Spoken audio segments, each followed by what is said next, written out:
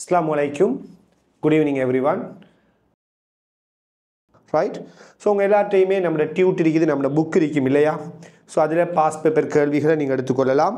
So page number 10 எடுத்துக்கொள்ளுங்க. Page number 10.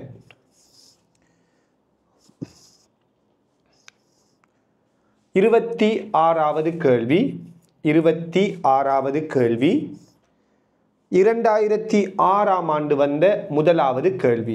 2006 ஆண்டு வந்த முதலாவது கேள்வியை பார்ப்போம். பின் வருவனவற்றில் எது ஓர் எஸ்ஐ அலகு அன்று அப்படின்னு கேட்குறாங்க. ஸோ பாருங்க, ஸோ இந்த பாடத்தில் நம்ம ஆரம்ப கட்டமாகவே படித்த ஒரு விடயம்தான் அடிப்படை அலகுகள். அந்த அடிப்படை அலகுகளுக்கான சர்வதேச அலகுகள், அதே போல் அதனுடைய பரிமாணங்கள் என்னங்கிறதெல்லாம் பார்த்துருந்தோம். அந்த அடிப்படையில் எஸ்ஐ அலகு அன்று அப்படின்னு சொல்லி கேட்டிருக்கிறாங்க. சர்வதேச அலகு இல்லாதது என்னங்கிறதான் கேள்வி. ஸோ 5 விடைகள் எடுத்தீங்களா இருந்தால் கிலோகிராம், மீட்டர், செகண்ட், அதே போல் அம்பியர், அடுத்தது கே. ஸோ உங்களுக்கு தெரியும் கிலோகிராம் ஒரு சர்வதேச அலகு, திணிவிட அலகு. அடுத்தது மீட்டர் நீளம், தூரத்தின் அலகு. செகண்ட் ஒரு சர்வதேச அலகு தான், நேரத்தின் அலகு. அம்பியர் மின்னோட்டத்தின் அலகு. நல்லா பாருங்கள், இந்த கேள்வியில் இந்த கே அப்படிங்கிறது ஸ்மால் லெட்டரில் இருக்குது. அதாவது வெப்பநிலைங்கிற சர்வதேச அலகு, வெப்பநிலையிட சர்வதேச அலகு நாம் படிச்சிருக்கிறோம் கெல்வின், அது கேபிட்டல் கே. அதே போல் அடுத்த சர்வதேச அலகு பதார்த்தங்களின் அளவுன்னு சொல்லுவோம், அது மூல். அதே போல் பார்த்தீங்களா இருந்தால் சர்வதேச அலகில் வரக்கூடியது ஒளிர்வு செறிவு கெண்டலா. இப்படி 7 சர்வதேச அலகுகளை நம்ம பார்த்துருக்கிறோம். ஆனால் இந்த கேள்வி 2006 ஆண்டு வந்திருக்கக்கூடிய இந்த கேள்வியில் இங்கே ஸ்மால் கே குறிப்பிடப்பட்டிருக்குது. ஸ்மால் கேங்கிறது சர்வதேச அலகு இல்லை, இது பொதுவாக முட்சேர்க்கை அப்படின்னு சொல்லுவாங்க. அதாவது கிலோ அப்படிங்கக்கூடிய ஒரு வார்த்தைக்காக பயன்படுத்தக்கூடிய ஒரு லெட்டர் தான் ஸ்மால் கே. உதாரணமாக கிலோமீட்டர், கிலோகிராம் அப்படின்னு சொல்லப்படுறது. அப்போ ஸ்மால் கே அப்படிங்கிறது சர்வதேச அலகு அல்ல. அப்போ பொருத்தமான விடை எத்தனாவது? 5வது விடையாக இருக்கும். ஸோ 26வது கேள்வி 2006 ஆண்டு முதலாவது கேள்விக்கு பொருத்தமான விடை 5வது. அடுத்த கேள்வி 27வது கேள்வி எடுங்க. 27வது கேள்வி 2012 ஆண்டு வந்த முதலாவது கேள்வி. 2012 ஆண்டு வந்த முதலாவது கேள்வி, பின்வரும் எது எஸ்ஐ தொகுதியின் ஓர் அடிப்படை அலகை வகை குறிப்பதில்லை அப்படின்னு கேட்குறாங்க. ரைட். ஸோ அதே மாதிரி ஒரு கேள்வி தான் 2012 ஆண்டு முதலாவது கேள்வியாக வந்திருக்குது. எஸ்ஐ அலகை வகை குறிப்பதில்லைங்கிற கேள்வி. ஸோ பாருங்கள், மீட்டர் ஸோ உங்களுக்கு தெரியும் அடிப்படை அலகு. அடிப்படை அலகுகளுக்குத்தான் எஸ்ஐ அலகு இருக்குது. நேரடியாக எஸ்ஐ அலகு இருக்கிறது யாருக்குத்தான்? 7 பௌதிக கணியங்களுக்கு மாத்திரம்தான். அப்போ மீட்டர், அடுத்தது தந்திருக்கிறாங்க நியூட்டன், 3வது கிலோகிராம், செகண்ட் கெல்வின் அப்படின்னு 5 விடைகள் தரப்பட்டிருக்குது. ஸோ பார்த்தீங்களா இருந்தால் மீட்டர் நீளத்திட சர்வதேச அலகு, கிலோகிராம் திணிவுட சர்வதேச அலகு, செகண்ட் நேரத்திட சர்வதேச அலகு, கேபிட்டல் கே. அப்போ கெல்வின் வெப்பநிலையிட சர்வதேச அலகு இல்லையா? ஆக பாருங்க, நியூட்டனுங்கிறது ஒரு சர்வதேச அலகா இல்லை. இது ஒரு ஸ்பெஷலான ஒரு யூனிட், விசேட அலகு அப்படின்னு சொல்லுவோம். அதாவது நியூட்டன் 7 பௌதிக கணியங்களுக்குத்தான் சர்வதேச அலகுகள் இருக்குது அப்படிங்கிறத நீங்கள் தெளிவாக புரிஞ்சு கொள்ளுங்க. ஏனைய பௌதீக கணியங்களுக்கு நாம் சர்வதேச அடிப்படையான அந்த அலகுலிருந்து பெற முடியும், பெறுதி அலகுகள் அப்படின்னு சொல்லுவாங்க. உதாரணமாக விசையிட சர்வதேச அடிப்படையிலான அலகு, சர்வதேச அடிப்படையிலிருந்து பெறப்பட்ட அலகு, பெறுதி அலகு யாருன்னு பார்த்தீங்கன்னா அதை நாம் கிலோகிராம், மீட்டர், செகண்ட் -2ன்னு சொல்லுவோம். இது சர்வதேச அடிப்படையில் எழுதப்படக்கூடிய விசைக்கான அலகு. சரியான? விசைங்கிறது ஒரு அடிப்படை பௌதிக கணியம் அல்ல, அவருக்குண்டு ஸ்பெஷலான சர்வதேச அலகுன்னு ஒன்று இருக்காது. சர்வதேச ஏனைய பௌதிக கணியங்களில் இருந்து, சர்வதேச அலகுகளில் இருந்து நாம் விசைக்கு என்ன செய்யலாம்? சர்வதேச அலகை எழுதலாம். அதே நேரத்தில் நியூட்டனுங்கிறது விசேட அலகு அப்படின்னு சொல்லுவோம் இல்லையா? விசேடமான ஸ்பெஷலான ஒரு அலகாக இருக்குது. அப்போ நியூட்டனுங்கிறது தான் இந்த கேள்விக்குரிய விடையாரிக்கும். என்றால் நியூட்டன் ஒரு சர்வதேச அலகு அல்ல. ரைட். ஏன்னா சில நேரங்களில் சில இடங்களில் சில பேர் என்ன செய்கிறாங்கன்னா நியூட்டன் சர்வதேச அலகு அப்படிங்கிற மாதிரியான ஒரு பேச்சு வழக்கில் சொல்லிக்கொண்டெல்லாம் போகிறாங்க. ரைட். அது ரொம்ப ரோங்கான ஒரு விடயம். அதை 2012ஆம் ஆண்டு கேள்வியிலே நீங்கள் தெளிவாக புரிஞ்சு கொள்ளலாம். அடுத்து 1996ஆம் ஆண்டு வந்த இரண்டாவது கேள்விக்கு வருவோம். 28வது கேள்வி 1996ஆம் ஆண்டு இரண்டாவது கேள்வி. பௌதீகவியலில் பாவிக்கப்படும் பின்வரும் கணியங்களை கருதுக. பௌதீகவியலில் பாவிக்கப்படும் பின்வரும் கணியங்களை கருதுக. ஒன்று ஏ மின் ஏற்றம்,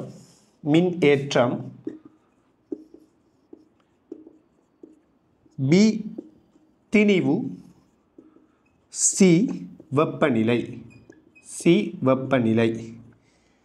மேலுள்ளவற்றில் எது அல்லது எவை சர்வதேச அலகு தொகுதியினது அடிப்படை கணியங்கள் ஆகும்? ஸோ சர்வதேச அடிப்படையில் அலகுகள் என்ன அப்படின்னு சொல்லி கேட்டிருக்கிறாங்க. ஸோ பார்த்தீங்களா இருந்தால் 7 பௌதிக கணியங்கள் எல்லாம் ஞாபகம் வச்சுக்கொள்ளுங்க. பாருங்கள் எவ்வளோ இடத்துல அந்த கேள்வி, அந்த 7 அடிப்படை கணியங்களை பற்றி கேள்வி வந்திருக்குதுன்னு சொல்லி. அதாவது 7 பௌதிக கணியங்களுக்கு தான் சர்வதேச அலகு இருக்குதுன்னால் அந்த 7 அடிப்படை கணியங்களுக்குள்ளே யார் வரமாட்டா? மின் ஏற்றம் வராது, மின்னோட்டம் தான் வரும் இல்லையா? அப்போ மின்னேற்றம் ஒரு அடிப்படை கணியமே இல்லை.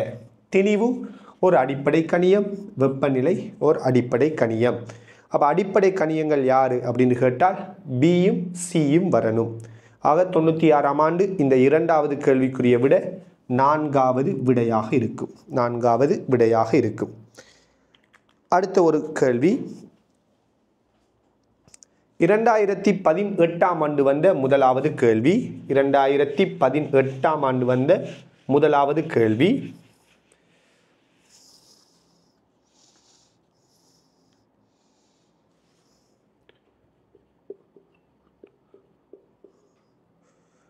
இருபத்தி 9வது கேள்வியாக வந்திருக்குது. அமுக்கத்தின் அலகு என்ன? இதான் கேள்வி. அமுக்கத்தில் அலகு என்னங்கிறது கேள்வி. ஸோ சிம்பிளான ஒரு கேள்வியிலே அமுக்கத்தில் அலகு. ஸோ உங்களுக்கு தெரியும் அமுக்கம்ங்கிறது விசையின் கீழ் பரப்பு. விசையின் அலகு எல்லாருக்குமே தெரியும். திணிவு தர ஆர்முடுகள். அப்போ கிலோகிராம் மீட்டர் செகண்ட் -2. பரப்புட அலகு மீட்டர் வர்க்கம். ஆக கிலோகிராம் நம்ம இதெல்லாம் தியரியில் பார்த்துட்டோம். கிலோகிராம் இது மீட்டர், இங்கே மீட்டர் வர்க்கம் என்றால் மீட்டர் -1 செகண்ட் -2. அப்போ அமுக்கத்தின் அலகு என்ன அப்படின்னு பார்த்தீங்களா இருந்தால் சர்வதேச அடிப்படையிலிருந்து பெறப்பட்ட அலகு கிலோகிராம் மீட்டர் -1 செகண்ட் -2. அப்போ அந்த வகையில் இந்த 2018ஆம் ஆண்டு முதலாவது கேள்விக்கு பொருத்தமான விட 3வதாக இருக்கும்.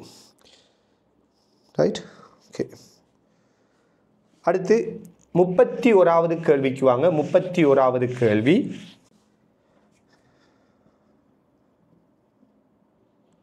2014ஆம் ஆண்டு வந்த முதலாவது கேள்வி. 2014ஆம் ஆண்டு வந்த முதலாவது கேள்வி. இதில் நான் 30வது கேள்வியை விட்டுட்டு போகிறேன். அது 97ஆம் ஆண்டு வந்த கேள்வி. அந்த கேள்வியை நான் ஏன் விட்டுட்டு போகிறேன்னால் அது அவுட் ஆஃப் சிலபஸ். இப்போ நம்மளோட சிலபஸில் இல்லாத ஒரு பகுதி. ரைட். ஸோ 31வது கேள்விக்கு வருவோம். 2014 1. அலகுகளை பொறுத்தவரை பின்வரும் கணியங்களில் எது ஏனையவற்றிலிருந்து வேறுபடுகின்றது? இணையாம் ஏனைய அலகுகளிலிருந்து வேறுபடுறால் யார் அப்படின்னு சொல்லி கேட்குறாங்க. ஸோ அதில் முதலாவது சுழற்சி இயக்கப்பாட்டு சக்தி, 2வது பொறிமுறை அழுத்த சக்தி, ரைட், 3வது அகச்சக்தி, 4வது வேலை, 5வது வலு. நான் எழுதி கொண்டிருக்கல, கவனிங்க. சக்தி அப்படிங்கிறதுக்கு எல்லாமே அது அகச்சக்தியாக இருக்கலாம், இயக்க சக்தியாக இருக்கலாம், அழுத்த சக்தியாக இருக்கலாம். இது எல்லாத்துக்குமே பொதுவான அலகு என்ன அப்படின்னு பார்த்தீங்கன்றால் பொதுவான சக்திக்குரிய அலகு என்ன அப்படின்னு பார்த்த மாதிரி இருந்தால் ரைட் விசேட அலகாக நாம் அதை ஜூல் என்று சொல்லுவோம். சர்வதேச அடிப்படையிலான அலகாக கிலோகிராம் மீட்டர் வர்க்கம் செகண்ட் -2 படிச்சிருக்கிறோம் இல்லையா? இதெல்லாம் நம்ம கிளாஸில் நாம் டிஸ்கஸ் பண்ணின விடயங்கள். அப்போ சர்வதேச அடிப்படையிலிருந்து பெறப்பட்ட அலகு கிலோகிராம் மீட்டர் வர்க்கம் செகண்ட் -2, விசேட அலகு நாம் ஜூல்னு சொல்லுவோம். ஆக சுழற்சி இயக்கப்பாட்டு சக்தியாக இருந்தாலும் பொறிமுறை அழுத்த சக்தியாக இருந்தாலும் அகச்சக்தியாக இருந்தாலும் ஒரே அலகுதான். அதே போல் வேலை அப்படிங்கிற ஒரு அலகையும் பௌதிக கணியத்தையும் குறிப்பிடுறாங்க. நம்ம ஏற்கனவே பேசியிருந்தோம், வேலையும் சக்தியும் ஒரே விடயத்தை பற்றி பேசுது. இதுக்கு நம்ம என்ன உதாரணம் சொன்னேன்? உதாரணமாக நான் சாப்பிட்டு இருக்கிறேன், ரைட்? இப்போ என் உடம்புல சக்தி இருக்குது, என் உடம்புல சக்தி இருக்குது. நான் வேலை செய்கிறேன், நான் பேசுகிறேன், நடக்கிறேன், திரியிறேன், இப்படியெல்லாம் திரியிறேன், ரைட்? இப்போ நான் வேலை செய்கிறேன், வேலை செய்யக்குள்ள என் சக்தி குறையுது. அப்போ வேலை சக்தி இவங்க ரெண்டு பேருக்கும் என்ன தொடர்புண்டால், வேலைங்கிறது சக்தியில் ஏற்படுகின்ற மாற்றமாகத்தான் இருக்குது. நான் வேலை செஞ்சத்தால என் சக்தி குறையுது. நான் வேலை செஞ்சேன் இல்லையா, யோசிச்சு பாருங்க. நான் வேலை செஞ்சுட்டு இருக்கிறேன், நான் வேலை செய்ய என் எனர்ஜி சக்தி குறையுது. ஆக வேலை சக்தி இது ரெண்டுக்குமான தொடர்பு ரொம்ப சிம்பிளான ஒரு விடயம். வேலைங்கிறது சக்தியில் ஏற்படுகின்ற மாற்றம். நீங்கள் சின்ன வயசில் படிச்சிருப்பீங்க இல்லையா, வேலை செய்யும் ஆற்றல் சக்தின்னு சொல்லி. ஆக வேலையும் சக்தியும் ஒரே விடயம்தான். இதை பற்றி நாம் ரொம்ப தெளிவாக எங்கே படிக்க முடியும்னா இன்ஷா அல்லாஹ் மெக்கானிக்ஸுங்கிற பாடத்தில் தனியாக அதை பற்றி டீப்பாக படிக்க முடியும், ரைட்? இப்போதைக்கு மேலோட்டமாக தெரிஞ்சிருந்தால் போதும். அப்போ வேலையின் அலகும் சக்தியின் அலகு ஜூல் தான். அடுத்தது வலு. வலுண்டா யாரு? பவர். பவர்ண்டா யாரு? வலுங்கிறது ஓர் அலகு நேரத்தில் செய்யப்படுகின்ற வேலை, அதாவது ஜூல் பெர் செகண்ட் அப்படின்னு சொல்லி நாம் நம்மளோட தியரியில் படிச்சிருந்தோம். அதை நம்ம வாற்று அப்படின்னு சொன்னோம் இல்லையா, அதுக்கு ஸ்பெஷலான பேர் என்ன? வாற்று. அதில் சர்வதேச அடிப்படையிலான அலகு என்ன வரும்? கிலோகிராம் மீட்டர் வர்க்கம் செகண்ட் -3 வரும் இல்லையா. கிலோகிராம் மீட்டர் வர்க்கம் செகண்ட் -3ங்கிறதான் சர்வதேச அடிப்படையிலிருந்து பெறப்பட்ட அலகு. ஸ்பெஷலான அலகு வாற்று, ஜூல் பெர் செகண்ட்னும் சொல்லலாம். அப்போ வேறுபட்ட அலகு எது அப்படிங்கிறதான் கேள்வி. அப்போ இந்த கேள்விக்கு பொருத்தமான விட எத்தனாவது? 5வது விட. விளங்குதா? எல்லாமே சின்ன சின்ன கேள்விகள். இப்போதைக்கு நீங்கள் புது ஆக்கள், சரியானே? இப்போ தான் நீங்கள் A-level ஃபிசிக்ஸ் படிக்க வந்திருக்கிறீங்க அப்படிங்கிற அடிப்படையில் நம்ம எல்லாத்தையுமே சின்ன பிள்ளை மாதிரி மெதுவாக சொல்லிட்டு இருக்கிறோம். இதேது ஒரு A-level பேப்பரில் நாம் டிஸ்கஸ் பண்ணுற மாதிரி இருந்தால், A-level பேப்பர் ஒன்றை மொத்தமாக நாம் டிஸ்கஸ் பண்ணுறதா இருந்தால் இந்த கேள்விக்கெல்லாம் நாம் என்ன செய்ய மாட்டோம், இப்படி ஒரு டைமே கொடுத்து கொண்டிருக்க மாட்டோம். ஏன்னா A-level ஃபிசிக்ஸில் டைம் மேனேஜ்மெண்ட் தான் ரொம்ப முக்கியம். நம்மளோட கிளாஸில் நம்ம மெயினாக ஃபோக்கஸ் பண்ணுற ஒரு விடயம் என்னென்னா டைம் மேனேஜ்மெண்ட். எப்படி ஒரு கேள்வி என்ன செய்கிறது, ஃபாஸ்ட்டாக செய்கிறது, ஷார்ட்டாக செய்கிறது, ரைட்? இதை நாம் ப்ராக்டிஸ் பண்ணணும், ரைட்? அதாவது அப்படி ப்ராக்டிஸ் பண்ணினா மட்டும்தான் நம்மளால் என்ன செய்ய முடியும், நல்ல ஒரு அச்சீவ்மெண்ட்டை நோக்கி போக முடியும், ரைட்? அப்படி ப்ராக்டிஸ் பண்ணினத்தால தான் நல்ல சில ஸ்டூடெண்ட்ஸ் வந்துக்கிட்டு அந்த குறைஞ்ச டைமுக்குள்ளே எக்ஸாம் பேப்பரை முடிச்சிருந்தாங்க. நான் உதாரணத்தை சொல்லியிருந்தேன் நினைக்கிறேன். உதாரணமாக 2022ஆம் ஆண்டு பேப்பரை நம்மளோட ஸ்டூடெண்ட்ஸ் வந்துக்கிட்டு 1 மணித்தியாலமும் 15 நிமிடத்தில் செய்திருந்தார், ரைட்? அவருக்கு MCQவில் வந்துட்டு நான் கரெக்ட் பண்ண டைமில் 48 வந்துக்கு, 50க்கு 48 வந்திருந்துச்சு, ரைட்? அதே மாதிரி 2021ஆம் ஆண்டு பட்ஜெட் இந்த சில ஸ்டூடெண்ட்ஸ் வந்துக்கிட்டு கால் பண்ணி சொல்லியிருந்தாங்க, எக்ஸாம் முடிஞ்ச உடனே 1.5 ஹவரில், அதாவது 1 மணித்தியாலமும் 30 நிமிடத்தில் கேள்வியை செய்ததாக. அவங்களோட பேப்பரும் அதே மாதிரி தான் 48, 49 சம்திங், சரியானே? இப்படியான மார்க்ஸில் எடுத்திருந்தாங்க. அப்போ என்ன விடயம்னால், நாம் வந்துக்கிட்டு டைம் மேனேஜ் பண்ணுறதுக்காக இங்கே நம்மளோட கிளாஸுகளில் தியரி கிளாஸோட சேர்த்து நம்ம பேப்பர்களையும் செய்து பின்னுக்கு வரக்கூடிய சில சப்ஜெக்டெல்லாம் நம்ம எப்படி டைமை மேனேஜ் பண்ணுறோன்னு படிப்போம். அந்த டைம் மேனேஜ்மெண்ட் உங்களோட ஃபிசிக்ஸுக்கு ரொம்ப ரொம்ப உறுதுணையாக இன்ஷா அல்லாஹ் இருக்கும், ரைட்? ஓகே, அது நம்ம தியரி கிளாஸில் அடுத்தடுத்த செக்ஷன்கள் வரக்குள்ள மெக்கானிக்ஸ் அந்தந்த பாடங்கள்லாம் வரக்குள்ள எவ்வளவு ஃபாஸ்ட்டாக கேள்விகளை செய்யலாம், ஷார்ட்டாக செய்யலாம்ங்கிறதெல்லாம் படிக்க முடியும். அடுத்து ஒரு கேள்விக்குள்ளே வரலாம்.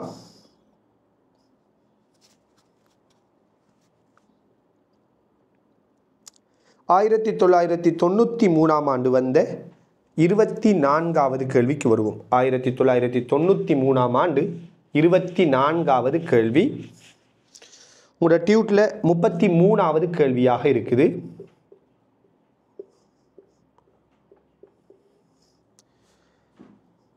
நேரம் Tயில் வாகனம் ஒன்று நகர்ந்த தூரம் S சமன் AT வர்க்கம் இன்டு 1 + BT என்பதால் தரப்படுகின்றது. A, B என்பவற்றின் பரிமாணங்கள் முறையே. ஸோ ஏயினதும் பியினதும் பரிமாணங்கள் என்ன அப்படின்னு கேட்டிருக்கிறாங்க.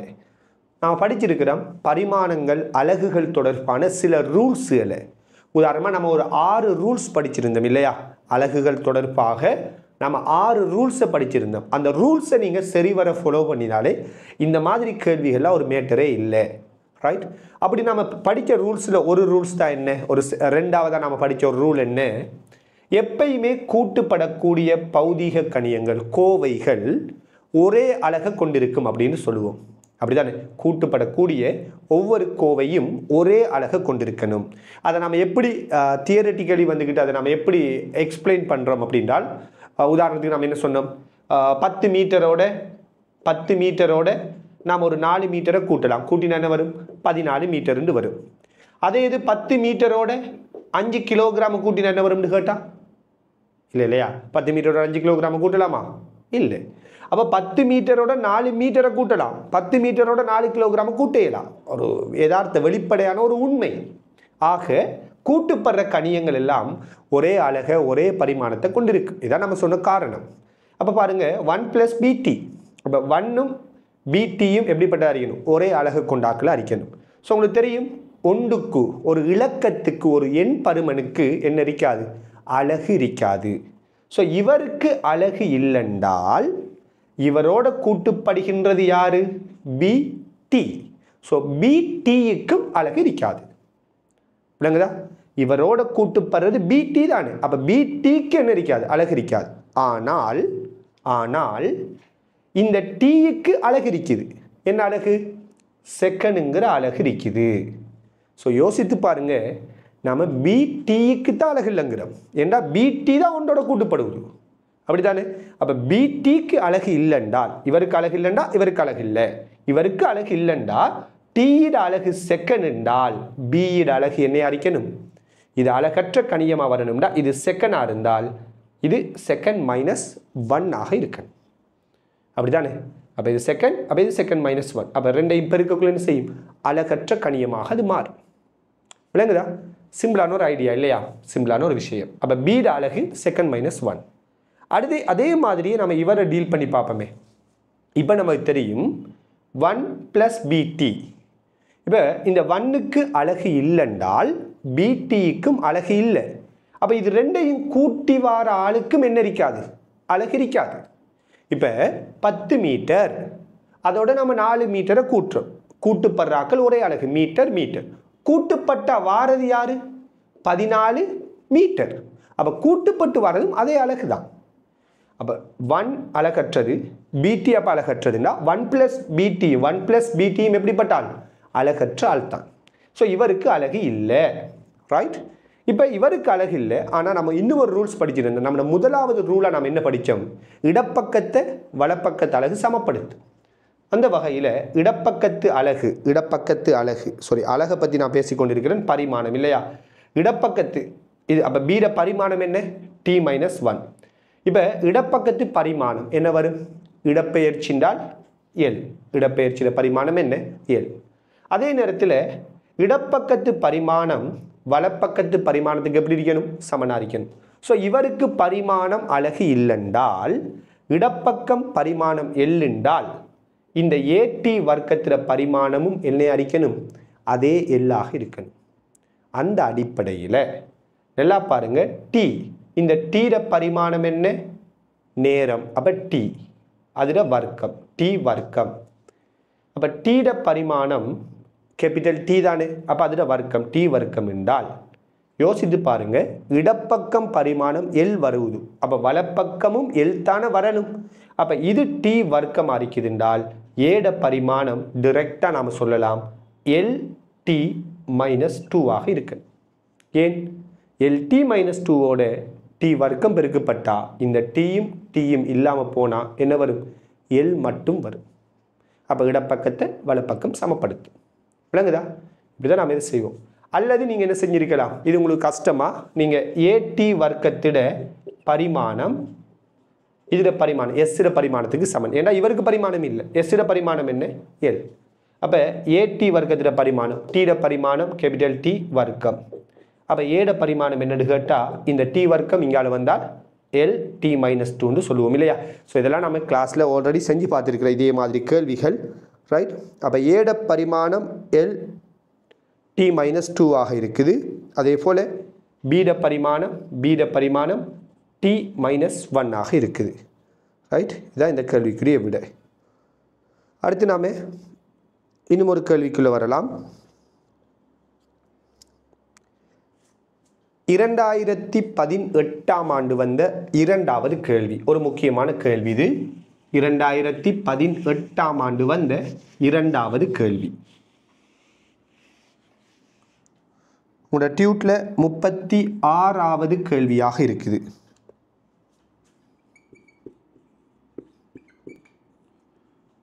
எதுவும் சந்தேகம் இருந்தால் அதை நீங்கள் என்னோட வாட்ஸ்அப் நம்பர், நான் உங்களுக்கு டவுட்டுக்குரிய நம்பர் தந்திருக்கிறேன், அந்த நம்பருக்கு என்ன செய்து விடுங்க, உங்களோட டவுட்ஸில் வந்துட்டு அனுப்பிவிடுங்க. அடிக்கடி ஞாபகப்படுத்தி கொண்டே இருக்கிறேன்.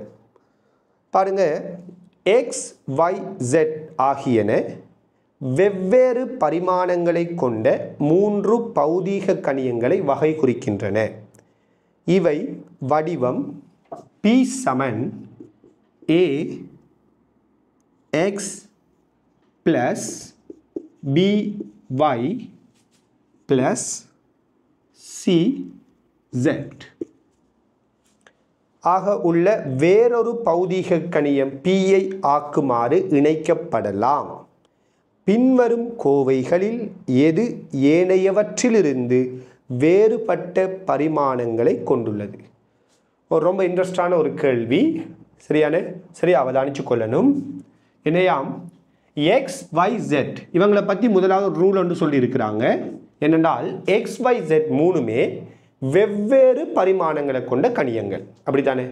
வெவ்வேறு பரிமாணங்களை கொண்ட கணியங்கள். அந்த கணியங்களை கொண்டு இந்த மாதிரி ஒரு சமன்பாடை உருவாக்கி இருக்கிறாங்களாம்.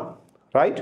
இப்போ என்னென்றால் இருக்கிற 5 விடைகளில் கேட்குறாங்க, எது ஏனையவற்றிலிருந்து வேறுபட்ட பரிமாணங்களை கொண்டுள்ளது. ஸோ நம்ம முதல் 5 விடையை நம்ம யோசித்தே ஆகணும். ஒன்று ஏஎக்ஸ்ன்ற ஒரு விடை இருக்குது, ரெண்டாவது ஏஎக்ஸ் மைனஸ் சிசெட்ன்ற ஒரு விடை இருக்குது, அடுத்தது ஏஎக்ஸ் சிசெட் பிஒய் அப்படின்ற ஒரு விடை, பிஒய் வர்க்கம் கீழுக்கு பி ஐந்தாவது பிஒய் சிசெட் இப்படி தந்திருக்கிறாங்க. கவனிங்க, முதலாவது நம்ம இப்போ தான் ஒரு ரூல் என்ன சொல்லியிருந்தோம், கூட்டுப்படுகின்ற ஒவ்வொரு கோவையுமே ஒரே பரிமாணத்தை கொண்டிருக்கும் இல்லையா? ஸோ ஏஎக்ஸோட பிஒய்யும் சிசெட்டும் கூட்டுப்படுவதென்றால் இவங்க 3 பேரும் ஒரே பரிமாணத்தை கொண்டிருப்பாங்க. அதே நேரத்தில் இவங்க 3 பேரையும் கூட்டி வார ஆளும் என்ன செய்வார்? அதே பரிமாணத்தை தானே கொண்டிருக்கணும். இந்த அடிக்கிறத ஞாபகம் வச்சு கொண்டா சரி, 10 மீட்டர் 4 மீட்டர் கூட்டினா 14 மீட்டர். அப்போ இதையும் இதுவும் இது 3ம் ஒரே பரிமாணம். இது 3ஐயும் கூட்டி வாரதும் அதே பரிமாணம். அப்போ 3ஐயும் கூட்டி வாரதா யாரு? பி. அப்போ பியினது பரிமாணமும் ஏஎக்ஸிட பரிமாணமும் பிஒய்ட பரிமாணமும் சிசெட்டிட பரிமாணமும் ஒன்றுதான். விளங்குதா? ரைட். இது நம்ம எடுக்க வேண்டிய முதலாவது டிசிஷன். ரைட். இதெல்லாம் நீங்கள் வேகமாக எடுத்துடணும். ரெண்டாவது கேள்வி யோசித்து பாருங்கள். ஃபிசிக்ஸில் கேள்வி வந்துட்டு இப்படி போகும். எம்சிக்கு கேள்விகளோட தரம் ஆரம்ப கேள்விகள் ஈஸியாக இருக்கும், போக தான் கூட்டிகிட்டு போகும். 50வது கேள்வி 40வது கேள்வி எல்லாம் கஷ்டமாக இருக்கும். அப்போ அந்த கேள்விகளோட தரம் கூட்டிகிட்டு போகும். அப்போ இந்த கேள்விகளை நீங்கள் வேகமாக செஞ்சிடணும். அப்போ இந்த சமன்பாடை நீங்கள் யோசிக்கக்குள்ள இது எல்லாமே கூட்டுப்படுவதுன்னா இதுவும் ஒரே பரிமாணம், கூட்டுப்பட்டு வாராலும் அதே பரிமாணத்தை கொண்டிருக்கணும். இப்போ பாருங்க, பீட பரிமாணம் ஏஎக்ஸிட பரிமாணத்துக்கு சமந்தானே. அப்போ இந்த ஏஎக்ஸிட பரிமாணம் என்னத்திட பரிமாணம்? பீட பரிமாணம்னு சொல்லலாம். இப்போ அடுத்த விடயத்துக்கு வாருங்க. ஏஎக்ஸ் மைனஸ் சிசெட், ஏஎக்ஸிட பரிமாணம் பீட பரிமாணத்துக்கு சமன், சிசெட்டிட பரிமாணமும் பீட பரிமாணத்துக்கு சமன். பீட பரிமாணத்திலிருந்து பீட பரிமாணத்தை கழிச்சால் வாரதும் பீட பரிமாணம் தான். அப்போ இந்த கோவையிட பரிமாணமும் பீட பரிமாணம் தான். இதோட பரிமாணம் பீட பரிமாணம், இவர பரிமாணமும் பீட பரிமாணம். அதை ரெண்டையும் கழிச்சு வாரது அதே பீட பரிமாணம் தானே. 10 மீட்டர்ல இருந்து 4 மீட்டரை கழிச்சா வாரது என்ன? 6 மீட்டர். இது மீட்டர் கழிச்சு வாரது மீட்டர் தான். அதே விஷயம்.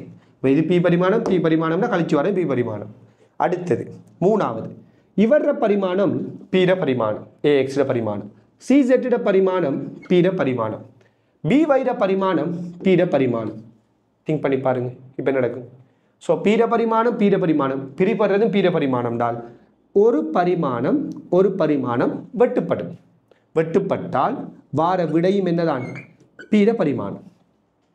இப்போ உடனே யோசிக்கிறல்ல, பரிமாணம் வெட்டுப்பட்டிருக்குமான்னு. எஸ், பரிமாணங்கள் வெட்டுப்படும், பிரிப்படும், அதே மாதிரி பெருக்கப்படும். சரியான? வேற வேற பரிமாணங்கள் கூட்டுப்படாது. அதான் விஷயம். அப்படித்தானே? அப்போ இவர பரிமாணம் பியா இருக்குது, இவர பரிமாணம் பியா இருக்குது, இவர பரிமாணம் பீண்டா ஒரு பரிமாணம் வெட்டுப்பட்டால் விடையா வரப்போறது என்ன? பியாகத்தான் இருக்கு. அடுத்தது நான்காவதுக்கு வருவோம். பி வைர பரிமாணம் என்ன? பி தான். அப்போ பீட வர்க்கம், பி வைர பரிமாணம் பீட பரிமாணம் தானே. அப்போ பீட பரிமாணத்தில் வர்க்கம் என்ன? பி வைர வர்க்கம். கீழுக்கு யார் இருக்கிறா? பி தான் இருக்குது. அப்போ அதில் பரிமாணம் பி தான். அப்போ ஒரு பி கீழுக்கு இருக்குது, ரெண்டுக்கு மேலுக்கு என்ன இருக்குது? பி வர்க்கம் இருக்குது. அப்போ ஒரு பியை வெட்டினால் விடையா வாரதும் பீட பரிமாணம். ஸோ முதலாவது விட, ரெண்டாவது, மூணாவது, நாலாவது இவங்க எல்லா கோவைகளுக்கும் பரிமாணம் பியினது பரிமாணத்துக்கு சமனா இருக்கு. ஐந்தாவது விடையை பாருங்க. பி வைட பரிமாணம் பீட பரிமாணம், சி ஜெட்டிட பரிமாணமும் பீட பரிமாணம். ஸோ ரெண்டும் பெருக்கப்பட்டா வாரது பி வர்க்கத்துக்குரிய பரிமாணம். அப்போ இது மட்டும் பி வர்க்கத்திட பரிமாணமாக இருக்குது. அப்போ வேறுபட்ட பரிமாணத்தை கொண்டது எதுங்கிறதான் கேள்வி. அப்போ இந்த கேள்விக்கு பொருத்தமான விட எத்தனாவது? ஐந்தாவதாக இருக்கும். விளங்குதா?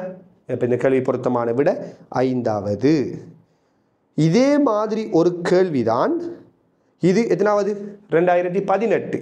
இதே மாதிரி ஒரு நல்ல ஐடியா கேள்வி ஒன்று தான் எத்தனாம் ஆண்டு வந்திருந்தீங்கன்னா 2017ஆம் ஆண்டும் வந்திருந்தீங்க. 2017ஆம் ஆண்டு கேள்வியும் இதே மாதிரி ஒரு நல்ல ஐடியா கேள்வி உண்டு. விளங்கிட்டானே? ஸோ இந்த கேள்வி அந்த கேள்வி ஒரே கனெக்ஷனில் இருக்கும், பார்த்தீங்கன்னா விளங்கும்.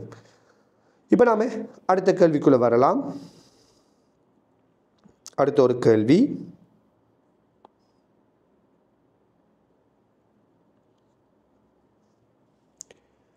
ஆயிரத்தி 1986ஆம் ஆண்டு வந்த 28வது கேள்வி.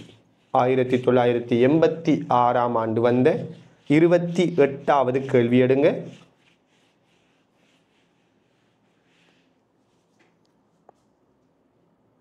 உங்களோட டியூட்டில் 56வது கேள்வியாக இருக்குது.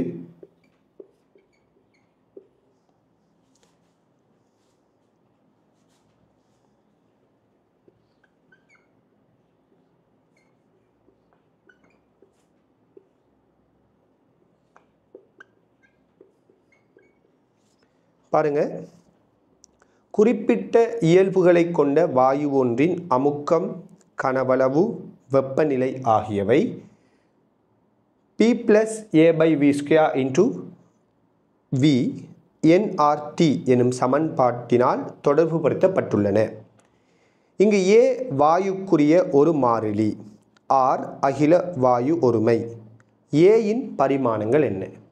நல்லா புரிஞ்சுக்கொள்ளுங்க. சில பேர் வந்துக்கிட்டு மாறிலின்றாலே அழகற்றது, பரிமாணமற்றதுன்னு பிழையாக அண்டர்ஸ்டாண்ட் பண்ணி கொள்வது உண்டு. நல்லா புரிஞ்சுக்கொள்ளுங்க. மாறிலிக்கு அழகிரிக்க முடியும். எந்த மாறிலிக்கு அழகிரிக்காது என்றால் எண் மாறிலிகளுக்கு தான் அழகிரிக்காது, நம்பர்ஸுக்கு தான் அழகிரிக்காது. உதாரணமாக எண் மாறிலிண்டா ஃபார் எக்ஸாம்பிள் என்னத்தை சொல்லலாம்? பை. இது ஒரு நம்பரா இல்லையா? 22/7 நம்ம பை என்று சொல்கிறோம், அப்படித்தானே? ஸோ இப்படியான நம்பர்ஸுக்கு, எண் மாறிலிகளுக்கு தான் அழகு இல்லை. இப்போ உடனே கேட்கக்கூடாது நீங்கள் பையங்கிறது ரேடியன்ட் அழகான்னு சொல்லி. அது நம்ம கோணத்துக்கு பையங்கிறத வச்சு எழுதலாம். பொதுவாக பையங்கிறது என்னத்தை ரீப்ரசென்ட் பண்ணுதுனால் 22/7, அன்னளவாக 22/7 அல்லது 3.14 ரீப்ரசென்ட் பண்ணுது. வேறபடி இந்த பையங்கிறது என்ன ஒன்றும் இல்லை, இது ஒரு எண் பருமன். இப்படி எண் பருமன்கள் அந்த மாறிலிகளுக்கு தான், எண் மாறிலிகளுக்கு தான் அழகு இருக்காது. ஏனைய மாறிலிகளுக்கு என்ன செய்யலாம்? அழகுங்கிற ஒன்று இருக்கலாம். ரைட்? அந்த வகையில் ஏயினது பரிமாணம் என்ன அப்படின்னு கேட்குறாங்க. ஸோ பாருங்க, பிங்கிற அமுக்கத்தோட ஏயிங்கில் வி வர்க்கம்ங்கிறது கூட்டுப்படுவது இல்லையா? ஆக நாம் சொல்லலாம் இவர்ற பரிமாணமும் கூட்டுப்படுற இவர்ற பரிமாணமும் ஒரே பரிமாணம். அப்போ ரொம்ப சிம்பிள். பியினது பரிமாணமும் ஏயின் கீழ் வி வர்க்கத்திர பரிமாணமும் ஒரே பரிமாணமாக தான் இருக்க போகுது. ஸோ பீட பரிமாணம் என்ன? அமுக்கத்திர பரிமாணம். அப்போ என்ன வரும்? நான் ஸ்கொயர் பிராக்கெட்லாம் போட்டு எழுதி கொண்டிருக்கிறேன். நான் டைரெக்டாக சும்மா எழுதுகிறேன். M L minus 1 T minus 2 அப்படி தானே? இதுக்கு முதல் நம்ம ஏற்கனவே எழுதிட்டோம். இது எம்எல் மைனஸ் 1 டி மைனஸ் 2. ஏட பரிமாணம் கேள்வி. கீழுக்கு யார் இருக்கிறா? வி வர்க்கம் இருக்குது. எல்லாம் யோசித்து பாருங்க. விங்கிறது கனவளவு. கனவளவுட பரிமாணம் என்ன? எல் கணம். அதாவது கனவளவுட அலகு என்ன? மீட்டர் கணம் தானே. அப்போ கனவளவுட பரிமாணம் எல் கணம். அந்த அடிப்படையில் கனவளவுட வர்க்கம் அப்போ எல் கணத்திட வர்க்கம் இப்படி வரும். இப்போ பாருங்க, M L minus 1 T minus 2. L கணம் கனவளவுட அலகு எல் கணம் கனவளவுட பரிமாணம் அதில் வர்க்கம். அப்போ 3 இந்த 2ஓட பெருக்கப்படும். அப்போ எல்லின் 6ஆம் அடுக்குன்னு வரும். அந்த 6ஆம் அடுக்கு இங்கே வந்து பெருக்கப்படும். அப்போ எல்லின் 6 இப்படி வரும். இதுதான் ஏட பரிமாணம். இப்போ பார்த்தீங்கன்னா M L minus 1 plus 6. So உங்களுக்கு தெரியும், அடிகள் சமனானது பெருக்கப்படக்குள்ள அடுக்குகள் கூட்டுப்படும். அப்போ மைனஸ் 1ஓட 6 கூட்டுப்பட்டா 5 T minus 2. So M L 5 T minus 2 வரணும். இதுதான் இந்த கேள்விக்கு பொருத்தமான விட. அந்த அடிப்படையில் இந்த கேள்விக்கு பொருத்தமான விட எத்தனாவது வந்திருக்கும்? 3வது விட வந்திருக்கணும். விளங்குதா? பொருத்தமான விட 3வது. அதே போல் 98ஆம் ஆண்டு 5வது கேள்வி எடுங்க. 98ஆம் ஆண்டு 5வது கேள்வி.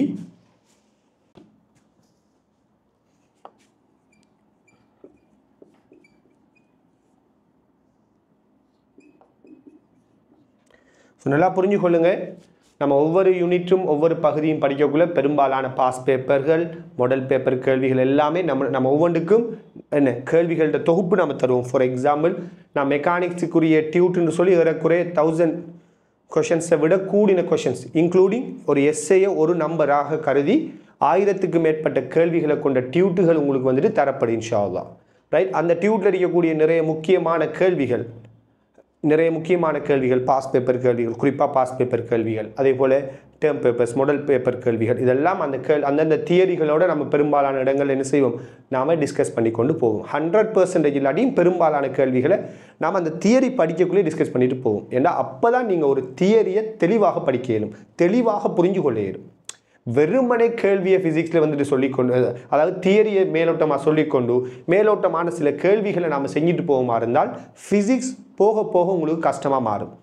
அதே நேரத்தில் நீங்கள் ஃபிசிக்ஸை வந்துக்கிட்டு என்ன தியரிகளை தெளிவாக டீப்பாக படித்து கேள்விகள் எல்லாத்தையும் அப்பப்போவே நம்ம செஞ்சுட்டு போகுமா இருந்தால் ஆரம்பத்தில் அது கஷ்டம் மாதிரி விளங்கினாலும் போக போக அது என்ன செய்யும்னால் சிம்பிளான சப்ஜெக்டாக மாறும். ஃபைனலாக நீங்கள் ஒரு என்ன எக்ஸாமுக்கு ஒரு 6-7 மாதம் இருக்கக்குள்ளே நீங்கள் என்ன சொல்லுவீங்க என்றால், உங்களுக்கு பிடிச்ச ரொம்ப சப்ஜெக்ட் அது ரொம்ப ஈஸியான சப்ஜெக்ட் எதுன்னு கேட்டால் ஃபிசிக்ஸ்னு சொல்கிற அளவுக்கு வரும். அது எப்போ வரும்? நம்ம தியரியை தெளிவாக புரிஞ்சு படிச்சிருக்கணும், அதிகமான கேள்விகளை நாம் செஞ்சுட்டு போகணும், படிக்கணும். நீங்கள் படித்தா தான் முன்னேறலாம். நீங்கள் படிக்கிறதுக்கு ரெடி இல்லாத ஆக்கலா அல்லது வந்துக்கிட்டு எக்ஸாமில் சிட் பண்ணுறதுக்கு ரெடி இல்லாத ஆக்கலா, நீங்கள் என்னோட கிளாஸில் இருக்கிறதுக்கு தகுதி இல்லாத ஆக்கள் அப்படிங்கிறத மனதில் பயிற்சி கொள்ளுங்கள்.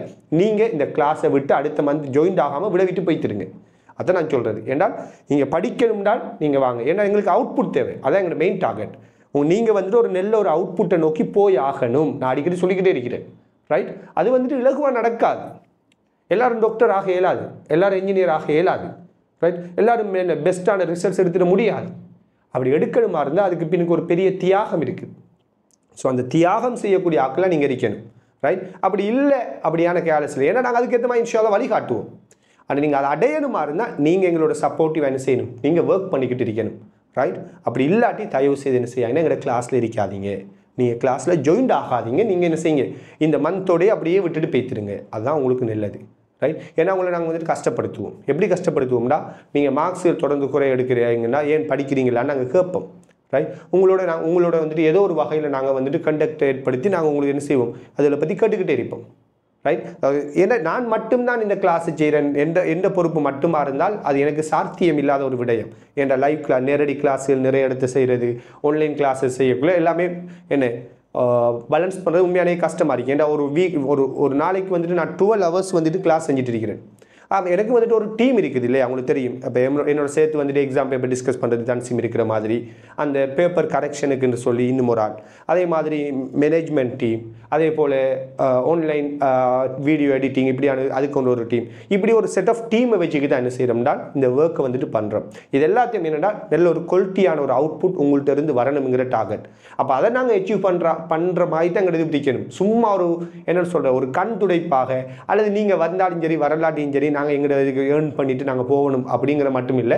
ஏர்ன் பண்ணத்தான் வேணும் இல்லையா, ஏர்ன் பண்ணத்தானே வேணும் இல்லையா, ஏர்ன் பண்ணணும். அதே நேரத்தில் எங்களுக்கு மன திருப்தி இருக்கணும். அதாவது உங்கள்கிட்ட இருந்து நல்ல அவுட்புட் எங்களுக்கு வரணும். அதான் எங்களோட மன திருப்தி. ரைட். அப்போ அதுக்கேற்ற மாதிரியான ஆட்கள் தான் எங்களுக்கு தேவை.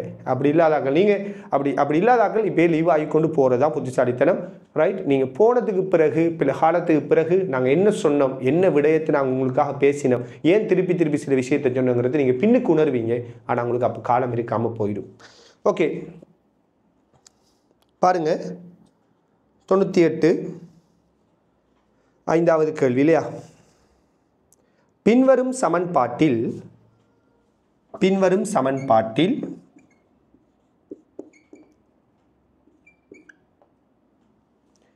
FAVT ஆகியன விசை, ஆர்முடுகள், வேகம், நேரம் ஆகியவற்றை குறிக்கின்றன. C1 கீழ் C2 என்ன அப்படின்னு சொல்லி கேட்குறாங்க. C1 கீழ் C2 பரிமாணத்தை பற்றி கேட்டிருக்கிறாங்க.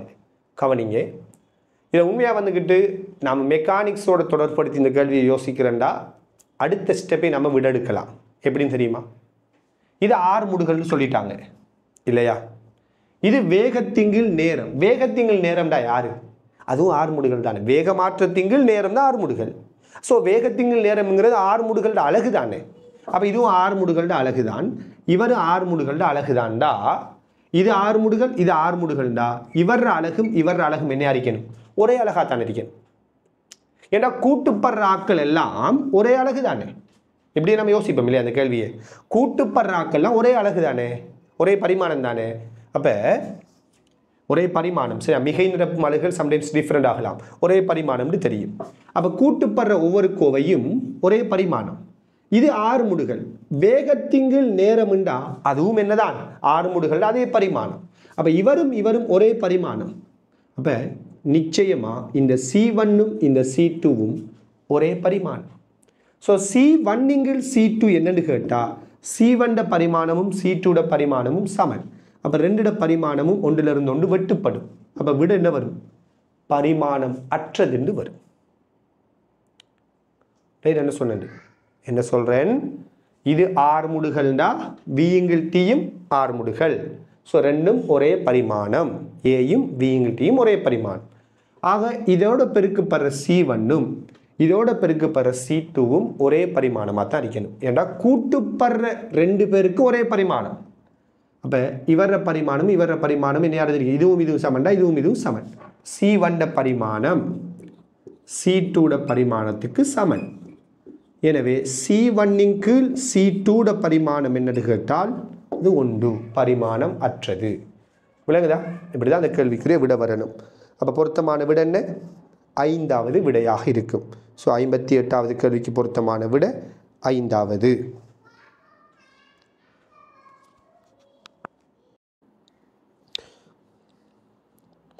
ஓகே, அடுத்த ஒரு கேள்விக்குள்ளே வரலாம்.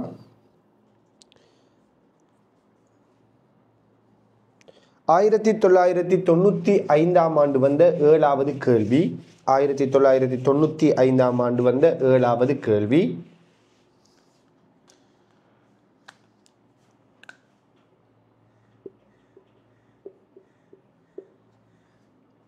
உங்களோட டியூட்டில் 57வது கேள்வியாக இருக்குது. உங்களோட டியூட்டில் 57வது கேள்வியாக இருக்குது.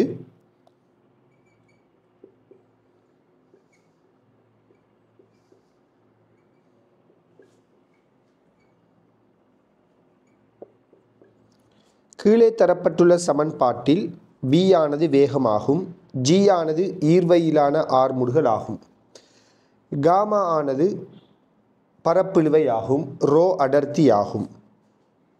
இங்கு ஏ கொண்டிருக்கும் பரிமாணம் என்ன அப்படின்னு சொல்லி கேட்டிருக்கிறாங்க. ஸோ கவனிங்க, ஏயினது பரிமாணம் என்ன அப்படிங்கிற ஒரு கேள்வி. பொதுவாக நீங்கள் மெஷர்மெண்ட் படிக்கக்குள்ள எல்லா பௌதீக கணியங்களோட சமன்பாடுகளையும் பாடமாக்கி வச்சிருக்கணுங்கிற எந்த அவசியமும் இல்லை.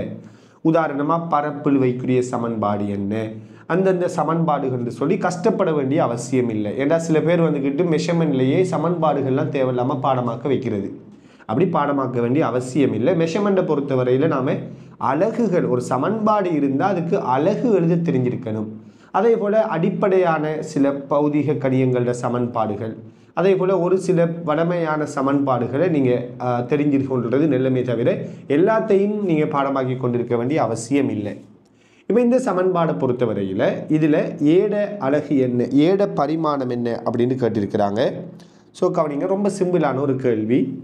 இங்கே வேகம், அதில் வர்க்கம், உங்களுக்கு தெரியும். இவரும் இவரும் இவரும் இவங்க 3 பேருமே ஒரே அலகைத்தான் கொண்டிருக்கணும், ஒரே பரிமாணத்தை தான் கொண்டிருக்கணும். ஏன்? இது ரெண்டும் கூட்டுப்படுவது. அப்போ இது ரெண்டையும் கூட்டி வார ஆளும் அதே பரிமாணம். அப்போ இவர பரிமாணமும் இவர பரிமாணமும் இவர பரிமாணமும் ஒரே பரிமாணம் தான். இதில் என்ன விடயம்னா, வேகத்திற பரிமாணம் நமக்கு டிரெக்டாகவே தெரியும். வேகத்திற அலகு மீட்டர்/செகண்ட். அப்போ பரிமாணம் LT-1. ஆனால் இங்கே வேகத்திற வர்க்கம் இருக்குது. அப்போ LT-1 வர்க்கம். அடுத்து G, ஆர்முடுகள். ஆர்முடுகளோட பரிமாணம் என்ன? LT-2. அடுத்தது A, ஏட பரிமாணம் நமக்கு தெரியாது. கீழுக்கு 2π. 2πங்கிறது பரிமாணம் அற்ற ஒரு கணியம். அப்போ 1. 2πங்கிறது என்ன? பரிமாணம் அற்றது. வெறுமனே ஒரு எண் பருமன். அப்போ அது பரிமாணம் அற்றது. பரிமாணம் அற்றதுன்னா நம்ம 1 போடலாம். ஆர்முடுகள் மீட்டர்/செகண்ட்-2. அப்போ LT-2. இப்போ பாருங்கள், இதை விரிச்சா L வர்க்கம் T-2 வரும். இங்கே LT-2 A. அப்போ பாருங்கள், T-2 T-2 கேன்சல் ஆகும். ஒரு L இங்கேயும் 2 இருக்குது. அப்போ ஒரு L போனால் ஏயினது பரிமாணம் என்னது கேட்டால் L என்று சொல்லலாம். ஆக இந்த கேள்விக்கு பொருத்தமான விட பரிமாணம் என்ன, ஏயினது பரிமாணம் என்ன அப்படின்னு கேட்குறாங்க. பொருத்தமான விட எல்லாக இருக்கும். பிள்ளைங்க, சிம்பிளான கேள்விகள், சிம்பிளான ஒரு பாடம் தான் இந்த பகுதி. அடுத்து நம்ம இன்னும் ஒரு கேள்விக்குள்ளே வரலாம்.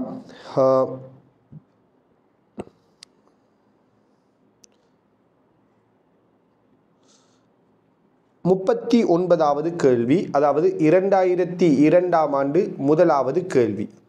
2002ஆம் ஆண்டு முதலாவது கேள்வி.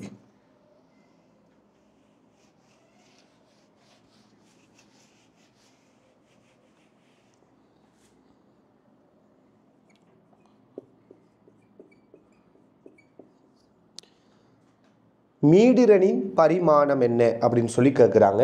மீடிரண்ட பரிமாணம், ரைட்? ஸோ மீடிரண்டா என்ன அப்படிங்கிற விடயத்தை நம்ம உண்மையாக எங்கே படிப்போம் என்றால், நம்ம ஒன்று வட்ட இயக்கம், மெக்கானிக்ஸில் வட்ட இயக்கம்ங்கிற பாடத்தில் படிப்போம். அதே போல் மீடிரனை திருப்பி இன்னும் ஒரு இடத்துல படிப்போம். நம்மளோட 3rd யூனிட் வேவ்ஸுங்கிற பாடத்திலையும் இதே மீடிரண்டா என்னன்னு சொல்லி நம்ம படிக்கத்தான் போகிறோம், ரைட்? இருந்தாலும் இப்போ நம்ம மீடிரனை நான் மேலோட்டமாக உங்களுக்கு அறிமுகப்படுத்தி விடுறேன். நல்லா புரிஞ்சுக்கொள்ளுங்க. மீடிரனுக்கான டெஃபினிஷன், அதை பற்றிய ஃபுல்லான விளக்கத்தை எங்கே படிக்க முடியும்? மெக்கானிக்ஸில், வேவ்ஸில், 2nd யூனிட், 3rd யூனிட்டில் படிக்கலாம். இப்போ நம்ம சும்மா மேலோட்டமாக சொல்கிறேன்னா, மீடிரன் அப்படின்னா என்னென்றால் ஓர் அலகு நேரத்தில் ஏற்படுத்தப்படுகின்ற அலைவுகளோட எண்ணிக்கை அப்படின்னு சொல்லலாம். உதாரணமாக எப்படின்றால், ஒரு ஊசல் ஒன்று இருக்குது. ஒரு ஊசல் குண்டு அல்லது ஒரு ஊஞ்சலை யோசித்து பாருங்கள். ஒரு ஊசல் குண்டு அல்லது ஒரு ஊஞ்சல். இப்போ இந்த ஊசல் குண்டு இப்படி அலை உருவுதுன்னு எடுத்துக்கொள்வோம். இப்படி அலை உருவுது, ரைட்? ஊசல் குண்டு இப்படி அலை உருவுது. இப்படி இந்த ஊசல் அலைவுற்று கொண்டிருக்கக்குள்ள, இப்படி அலைவுற்று கொண்டிருக்கக்குள்ள ஒரு செகண்டில் ஏற்படுத்தின அலைவுகளோட எண்ணிக்கையைத்தான் நாம் மீடிரன் என்று சொல்லுவோம். அப்போ இப்படி அலைவுற்று கொண்டு இருக்குது. ஒரு செகண்டில் எத்தனை தடவை அலையுதோ அதான் மீடிரன். அல்லது இன்னும் ஒரு வகையாக சொல்கிறேன்னா, இப்போ ஒரு ஃபேன் எடுங்களேன். ஃபேன் இருக்குது, ஃபேன் சுற்றி கொண்டு இருக்குன்னு வச்சுக்கொள்ளுங்க. இப்போ இந்த ஃபேன் சுற்றக்குள்ளே, ஃபேன் இப்படி சுற்றும் இல்லையா, அப்படியே சுற்றிக்கிட்டு இருக்குதுன்னா ஒரு செகண்டில் இது எத்தனை தடவைகள் சுற்றுதோ அதுதான் அதில் மீடிரன் அப்படின்னு சொல்லுவோம். அப்போ ஒரு ஃபேன் சுற்றுதுன்னா ஒரு செகண்டில் ஆற்றின சுற்றல்களோட எண்ணிக்கை மீடிரன். ஒரு ஊசல் இப்படி அலைவுற்று கொண்டு இருக்குதா, ஒரு ஊசல் குண்டு அல்லது ஒரு ஊஞ்சல் இப்படி அலைவுற்று கொண்டு இருக்குதுனால் ஒரு செகண்ட் ஆற்றிய அலைவுகளோட எண்ணிக்கை. அப்போ ஒரு செகண்டில் ஆற்றிய அலைவுகளோட எண்ணிக்கை, ஒரு செகண்டில் ஆற்றிய சுற்றல்களோட எண்ணிக்கையைத்தான் நாம் மீடிரன் அப்படின்னு சொல்லுவோம். ஸோ நாம் நம்மளோட தியரி கிளாஸில் படிச்சிருக்கிறோம், ஓரலகு நேரத்தில் அப்படின்னு ஒரு வார்த்தை வந்தால், ஓரலகு அப்படின்னு ஒரு வார்த்தை வந்தால் அந்த கணியத்துக்கு எப்படி சமன்பாடு எழுதுற அதை நம்ம தனியாக படிச்சிருந்தோம் இல்லையா. ஆக பாருங்க, மீடிரனுங்கிறது ஓரலகு நேரத்தில் ஏற்படுத்தின சுற்றல்களின் எண்ணிக்கை, அலைவுகளின் எண்ணிக்கைன்னு சொல்கிறோம். அப்போ ஓரலகு நேரத்தில் அப்படிங்கிறதால நேரம் கட்டாயம் என்ன செய்யணும், கீழுக்கு வரணும். ஓரலகு நேரத்தில் ஏற்படுத்திய அலைவுகளின் எண்ணிக்கை, அப்போ அலைவுகளின் எண்ணிக்கை மேலுக்கு வரணும். அப்போ மீடிரனுக்கான டெஃபினிஷன் என்ன, ஓரலகு நேரத்தில் ஏற்படுத்திய அலைவுகளின் எண்ணிக்கை, ஓரலகு நேரத்தில் ஏற்படுத்திய சுற்றல்களின் எண்ணிக்கை. ஸோ மீடிரன் அலைவுகளின் எண்ணிக்கையின் கீழ் நேரம் அல்லது சுற்றல்கள் எண்ணிக்கையின் கீழ் நேரம்னு சொல்லுவோம். அந்த அடிப்படையில் பாருங்க, மீடிரன் சமன் அலைவுகளின் எண்ணிக்கையின் கீழ் நேரம். இது குறியீட்டு வடிவம். இதை குறியீட்டில் நான் இப்படி காட்டுறேன். இப்போ இந்த மீடிரன் அலகு என்னன்னு கேட்குறாங்க. நல்லா பாருங்க, சுற்றல்களோட எண்ணிக்கை, அலைவுகளோட எண்ணிக்கை, இது ஒரு நம்பர் இல்லையா. 10 தடவை அலைவுற்றிக்கு, 5 தடவை சுத்தினிக்கு. அப்போ நம்பர் தான் இந்த அலைவுகளோட எண்ணிக்கைங்கிறது. எண்ணிக்கைக்கு நம்பருக்கு என்ன இல்லை, அதாவது நம்பர்ஸ் அலைவுகளோட எண்ணிக்கைக்கு என்ன இருக்காது, அலகு இருக்காது. ஆக அலைவுகளோட எண்ணிக்கை அலகற்றது. விளங்குதா? அடுத்தது நேரம். பாருங்க, அடுத்தது நேரம். நேரத்திட அலகு அதே போல பரிமாணம் என்ன, டி. நேரத்திட பரிமாணம் டி, அலகு செகண்ட். எனவே அலைவுகளோட எண்ணிக்கை அலகற்றது, அது பரிமாணம். பரிமாணம் அலகு அற்றது. நேரத்திட பரிமாணம் டி அல்லது அலகு என்னென்னு கேட்டால் செகண்ட். அப்போ மீடிரண்ட பரிமாணம் என்னென்னு கேட்டால் இந்த டி மேலுக்கு வந்தால் t-1. அதே போல் மீடிரண்ட அலகு என்னென்னு கேட்டிருந்தால் செகண்ட் -1 என்று சொல்லுவோம். மீடிரண்ட பரிமாணம் என்னென்னு கேட்டிருந்தால் t-1. ஏன் இதுக்கு பரிமாணம் இல்லை, இதுக்கு பரிமாணம் டி. அப்போ மேலுக்கு வந்தால் t-1. அப்போ மீடிரண்ட பரிமாணம் t-1. அலகு என்னென்னு கேட்டிருந்தால் செகண்ட் -1 என்று சொல்லுவோம். அப்போ இந்த கேள்விக்கு பொருத்தமான விடை என்ன அப்படின்னு பார்த்தீங்கன்னா 4வது விடையாக இருக்கும். அப்போ பரிமாணம் என்னென்னு கேட்டிருக்கிறாங்க, அப்போ t-1.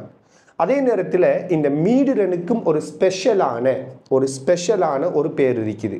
அதாவது ஹெர்ட்ஸுங்கிற, ரைட், ஹெர்ட்ஸுங்கிற சயின்டிஸ்ட்டை வந்துக்கிட்டு ஞாபகப்படுத்தும் விதமாக, கௌரவிக்கும் விதமாக செகண்ட் -1ங்கிற அலகுக்கு பதிலாக என்னத்தை யூஸ் பண்ணுவாங்க என்றால் ஹெர்ட்ஸுங்கிற அலகை பயன்படுத்துவாங்க. ஸோ மீடிரனுக்கு ஒரு விசேடமான அலகு என்ன, நியூட்டனுங்கிறது விசேடமான அலகு மாதிரி மீடிரண்ட விசேடமான அலகு ஹெர்ட்ஸாக இருக்கும். இருந்தாலும் பரிமாணம் கேள்வி, அப்போ t-1 தான் நாம் சொல்லியிருக்கணும்.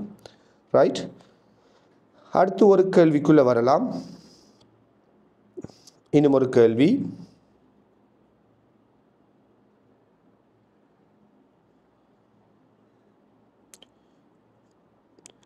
ஆயிரத்தி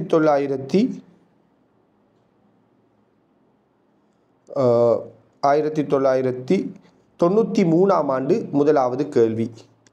அதாவது உங்களோட டியூட்டில் 42வது கேள்வி எடுங்க. சில டைமில் இந்த பாஸ் பேப்பர் நம்பர்ஸில் சம் டிஃப்ரென்ஸ் வந்துட்டு வரலாம். உங்களோட டியூட்டில் 42வது கேள்வி. உங்களோட டியூட்டில் 42வது கேள்வி.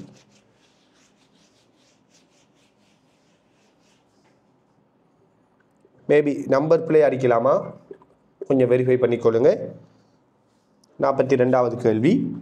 பின்வரும் கணியங்களில் எது விசையை நேரத்தினால் பெருக்குவதை கொண்டு கணிக்கப்படும் அப்படின்னு சொல்லி கேட்குறாங்க. பின்வரும் கணியங்களில் எது விசையை நேரத்தால் பெருக்கினா பெறப்படும் அப்படிங்கிறதான் கேள்வி. நல்லா புரிஞ்சுக்கொள்ளுங்க. விசையை நேரத்தால் பெருக்கினால் பெறப்படுற கணியம் என்ன அப்படின்னு ஒரு கேள்வி கேட்குறாங்க என்றால் இது உண்மையாக நமக்கு மெக்கானிக்ஸில் டிரெக்டாக விட சொல்லக்கூடிய ஒரு கேள்வி. நம்ம மெக்கானிக்ஸ் படித்ததுக்கு பிறகு விசையை நேரத்தால் பெருக்கினா என்னங்கிறத நம்ம டிரெக்டாக சொல்லிவிடுவோம். ஏன்னா ஒரு தியரியாக நம்ம படிக்க போகிறோம். இருந்தாலும் இப்போ அலகு பரிமாணத்தை வச்சு நம்ம இதை கண்டுபிடிக்கலாம். விசையை நேரத்தால் பெருக்கினா என்ன வரும்? ஸோ விசையோட அலகு என்ன? Kilogram metre second -2. நேரத்தின் அலகு என்ன? செகண்ட். அப்போ என்ன வரும்? கிலோகிராம் மீட்டர் செகண்ட் -2 இங்கே செகண்ட், அப்போ செகண்ட் -1. யோசித்து பாருங்க, கிலோகிராம் மீட்டர் செகண்ட் -1 கிலோகிராம் திணிவுட அலகு, மீட்டர் செகண்ட் -1 வேகத்திட அலகு. ஸோ திணிவை வேகத்தால் பெருக்கி இருக்கிறோம். திணிவு வேகத்தால் பெருக்கப்பட்டு வந்த அலகு தான் kilogram metre per second. So திணிவை வேகத்தால் பெருக்கினா அவர் யார் அடிப்பார்? அவர் உந்தமாக இருக்கும். அப்போ விசையை நேரத்தால் பெருக்கி வர அலகு யார் அடிக்க போகிறாரு? உந்தத்திட அலகாக இருக்கணும். அப்போ அந்த கேள்விக்கு பொருத்தமான விட இரண்டாவது விட. விளையிட்டா விசையிட அலகு நேரத்திட அலகு பெருக்குங்க, கிலோகிராம் மீட்டர் செகண்ட் -1 என்று வரும். அப்போ திணிவு தர வேகத்தின் படி அது உந்தத்திட அலகை குறிக்கும். ரைட். ஆனால் உண்மையாக நாம் ஃபிசிக்ஸில் வந்துக்கிட்டு மெக்கானிக்ஸில் எப்படி படிப்போம்னா, விசையை நேரத்தால் பெருக்கினா உந்தம்னு சொல்ல மாட்டோம், அதுக்கு பேர் உந்த மாற்றம்னு சொல்லுவோம். விசையை உண்மையாக நேரத்தால் பெருக்கி வாரது யாரு? உந்தம் இல்லை, உந்த மாற்றம். இருந்தாலும் அங்கே இருக்கிற விடைகளுக்குள்ள பொருத்தமானது உந்தம்ங்கிறத செலக்ட் பண்ணுறோம். ரைட். உண்மையாக யார் விசையை நேரத்தால் பெருக்கினா? உந்த மாற்றம் அல்லது கணத்தாக்குன்னு சொல்லுவாங்க. உந்த மாற்றத்துக்கு இன்னும் ஒரு பேர் இருக்குது, கணத்தாக்கு, இம்பல்ஸ் என்று சொல்லுவாங்க. ஸோ ரைட், விசைய நேரத்தால் பெருக்கினால் உந்த மாற்றம் அல்லது அதுக்கு இன்னும் ஒரு பேர் என்ன? கணத்தாக்குன்னு சொல்லப்படும். ரைட். ஓகே. இப்போ இதே மாதிரி தான் இன்னும் சில கேள்விகள் இருக்குது. ஸோ இந்த கேள்விகளோட தொடர்ச்சியை நாம் என்ன செய்வோம்னா நம்முடைய அடுத்த கிளாஸில் நாம் வந்துட்டு டிஸ்கஸ் பண்ணலாம்.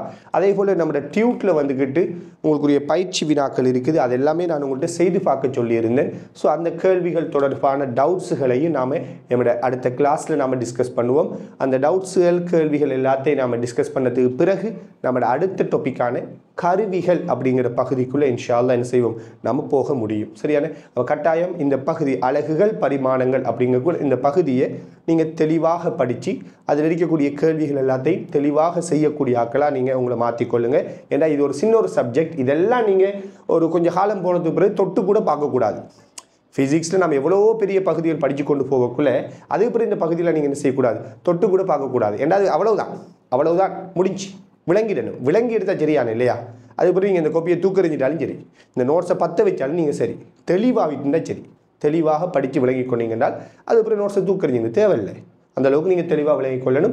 அப்போ கருவிகள்ங்கிற டாப்பிக்கை நம்ம ஸ்டார்ட் பண்ண வேண்டியிருக்குது. அதுக்கு முதல் உங்களோட டவுட்ஸுகள் அதெல்லாம் நம்ம டிஸ்கஸ் பண்ணுவோம். அதுக்கு பிறகு என்ன செய்வோம், கருவிகளை ஸ்டார்ட் பண்ணுவோம்.